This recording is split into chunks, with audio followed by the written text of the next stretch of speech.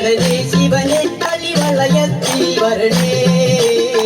കാവില വിഘ്നങ്ങളകത്താൻ ഈ സദസ്സിൽ വരണേ രാമായണ കഥയിലെ സീത രാമനുകരമായിയ സീത ജനകനു പ്രിയ മകളാം സീത സർവൈശ്വര്യവതിയാം സീത ലക്ഷ്മീ ദേവി അവതാരമെടുത്തവളാം സീത